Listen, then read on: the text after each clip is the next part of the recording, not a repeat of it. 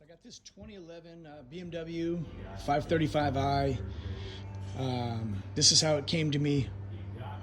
A part like this, I've taken the manifold off and such to gain access to the high pressure fuel pump. But this car would start, stall, start, idle, but it wouldn't run. Again, the gentleman just put this engine in here, brought it to me. This is a customer of mine. He's not a mechanic, but thanks to the YouTube community empowering people to, give them the confidence to take on tasks like this, better men than me, But anyway, so this is how it shows up to me. I like this guy, and I want to help him, but typically I don't go behind other people. I don't do sloppy seconds. It's just bad for business. But anyway, towed in, short tested it. What I did, 3 pages of fault codes. I could care less about the other ones, but what I'm obviously just focusing on engine related. So take a look at all the ones I highlighted in orange. These are all just going to be symptoms of a bigger issue, I believe. In green, I've highlighted what I believe is where I'm going. A high pressure fuel, pressure too low, and then you've got a mixture too lean. Again, that's just a symptom of a greater issue, which is why you cannot diagnose cars and throw parts at them just based on fault codes. They're just symptoms. Why is this the case? So this is why I always preach, get paid for your diagnosis, get paid for what you know, and why product knowledge is so important in something like this. I know this engine rather well, and I know where I'm starting because I went right into actual values to see really what are those fuel pressures. So the low side is good. It's good. But look at the high pressure. There's essentially nothing. There's nothing there. Now, product experience, product knowledge, I've never seen a high pressure fuel pump fail and put out absolutely nothing. I just haven't seen it. So I suspect, knowing again that this engine was replaced, I suspect just lack of really knowing every detail. I believe what he forgot was the roller tappet that goes under that high pressure fuel pump.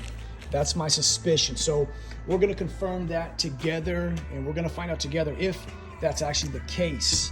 So I'm going to set my phone down and position it there at that high pressure fuel pump. Crack it loose, crack these lines loose. And let's find out together.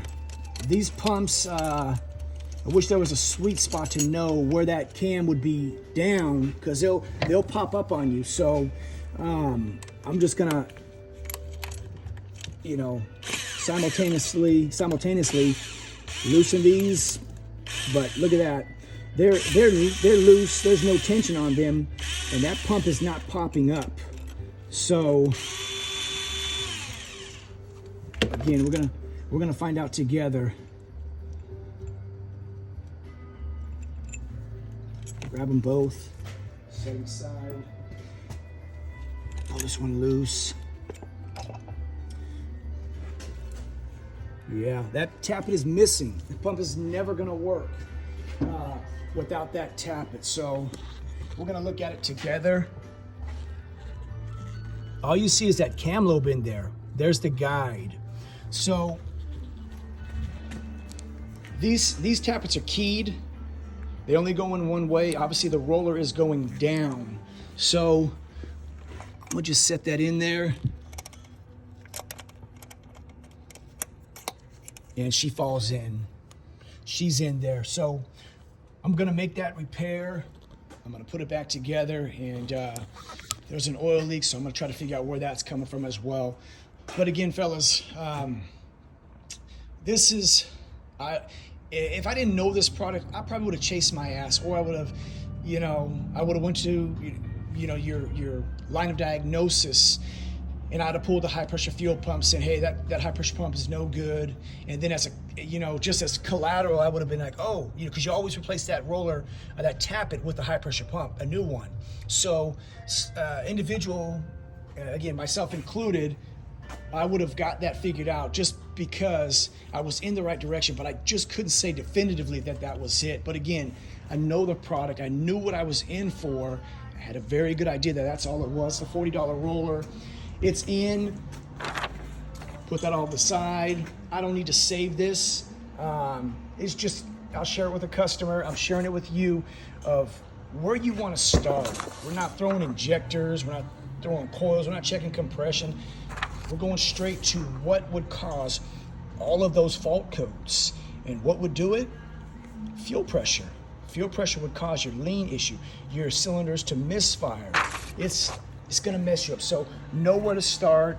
Avoid the shotgun, the parts cannon, and we went right to it. This customer's going to be happy that, hey, we're going. So I'm going to upload this video to YouTube. I'm going to put this car back together, start it, and I'm just going to compare my actual values again, post repair, and get it down the road. But I hope this helps you all out. Again, I always say, get paid for the diagnosis, get paid for your knowledge. Don't crack people over the head, but don't give it away either. So we're going to put this one down the road.